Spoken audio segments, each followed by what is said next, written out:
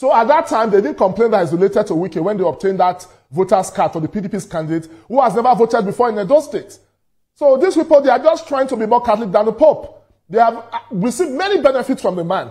Now they are not trying to call a dog a bad name just to hang him. So for us, we are comfortable with the way INEC has conducted itself so far. We are comfortable with the way the police have conducted themselves so far. But what we are asking for, the process should be seen to be free and fair. PDP have benefited from the same INEC in 2020. Obaseki benefited from the federal government of Buhari because at that time, he had a good relationship with Buhari. He did have issues. In 2016, when he contested, when he was still a member of the APC, he was comfortable with the arrangement because the commissioner of police at that time, he didn't have issues with him. In 2020, so why is it crying blue mother? Because he's not getting support from the APC federal government. The election we hold on Saturday, and I know people will come out. The police have assured us that it will be a peaceful, free, and fair process, that the police will remain neutral, and INEC is ready for that election. The PDP said somewhere that they are going to boycott. We heard it in one of their meetings. It is their right to boycott. They had local government elections in Edo State. That election was organized by appointees of Obaseki. Most parties that were not comfortable boycotted. So PDP boycotting will not be news. It is their right to remain in the race. It's their right to also tell their supporters not to be part of it. But so far, so good. The electionary process has been peaceful, apart from one or two violence orchestrated by the PDP. And we expect that on Saturday, those people will come out to vote for candidates of their choice. And we are appealing to them. We have a senator from Edo Central who's our candidate. He has done very well as a senator. Before he became a senator, he was a humanitarian. That's the kind of person we want. He's a homegrown person. He's a people-oriented politician. And that's the person that those people are saying they want as their governor. So again, I will just quickly mention, I have one or two questions left for you, but I will just quickly mention again that will refrain from some allegations that cannot be verified. But I wanted to ask you, because you have said that your candidate is the one to beat in this election. But I was listening to a comment from the candidate of the Labour Party who have said that, look, there is no way that your candidate, in a free and fair situation, there's no way that your candidate will win this election. How do you react to that statement? I think for a person like Akpata who has never contested in a conventional election, this is not association politics. I love Akpata as a person because he was NBA president, but this is the first time he will be contesting an election. So for us, we don't want to go into cocktails and all of that. This is a man who won election as a senator, and I'll give you the statistics. In 1999, when democracy returned to Nigeria, PDP occupied the seat he occupies now. For the past how many years, past how many seasonal elections we've had, PDP has never won any election in Edo Central. Or rather, PDP has never lost any election in Edo Central. They have occupied that seat for over 20 years, until last year when Senator Okpebolo contested the election and won. He won in all the 5 local governments of Edo Central because the people saw him as a humanitarian. He defeated the sitting senator across all the wards of that particular senatorial district, across all the local governments in that senatorial district. He brought a new winning streak. And at the end of that electoral process, his opponent, Senator Odia, conceded.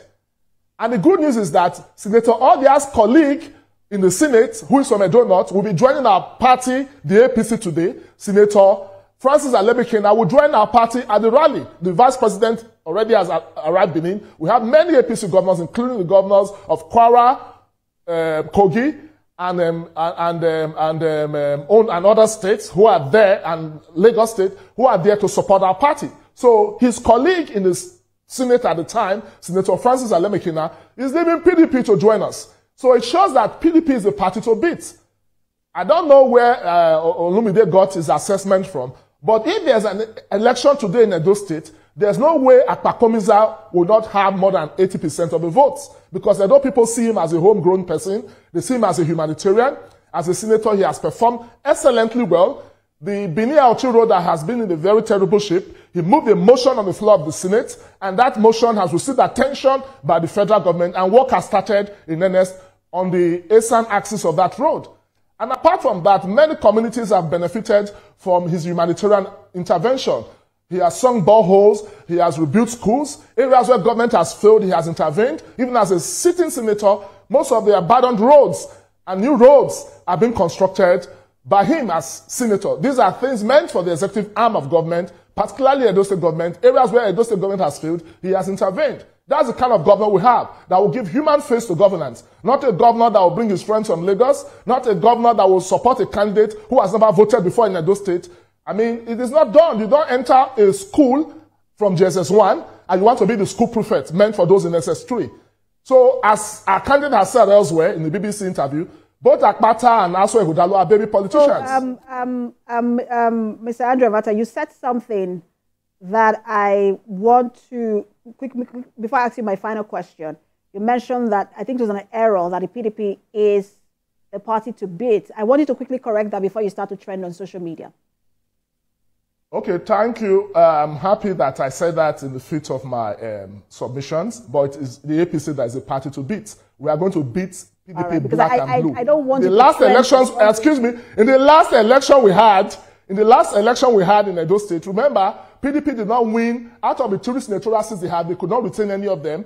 In the entire Edo South, well, let me ask you on February last year, they lost all the elections. I just didn't want you to trend.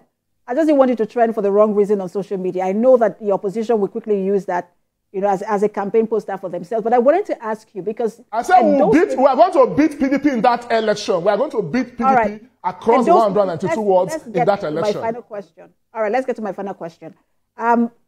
Edo State is not the only state with, you know, running off-cycle elections in this season. Ondo State is one of them. But we've seen more tension and violence in Edo State. And people are concerned that this might affect voter turnout. Why are we seeing more tension in Edo State than any other state? You know, Ondo State, for example, that is also, you know, contesting a governorship election. And what, you know, it should be done. I want you to speak now, just not even as a member of the APC, but as someone who is from Edo State. What should be done to ensure that people come out to vote and the election is free and fair? I think initially there were certain challenges which border on security, the use of arms, proliferation of weapons, the fear that, you know, politicians were keeping or storing arms and all of that. But I think the ban by the Inspector General of Police in the course of the week of the Edo Security Network, believed to be the private army or the police of Obaseki for the purpose of election, I think that will, to a very large extent, reduce the tension.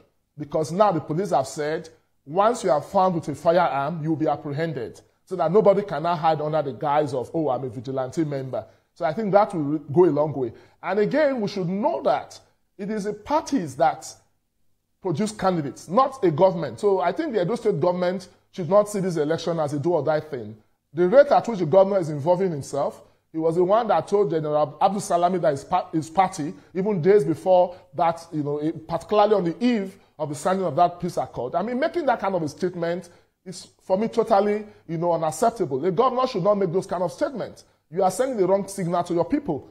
At the moment, you are not governor of PDP, you are governor of Edo State. So I think the governor should be called to order by members of his party's leadership, because this election will come and go, but Edo State will remain. I will encourage our people on election day to come out. Nobody will molest them because there will be security. We are going to have members of the police and other security agencies to ensure that lives and property are secured.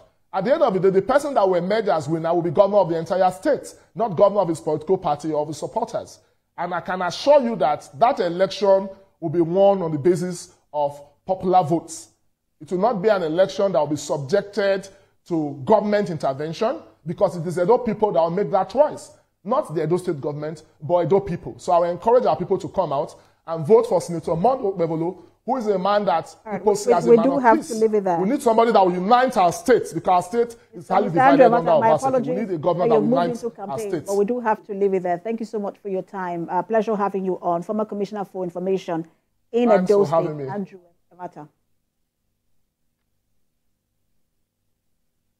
Right, let's take a break. When Standpoint returns, we'll move to another election, but this time in the U.S.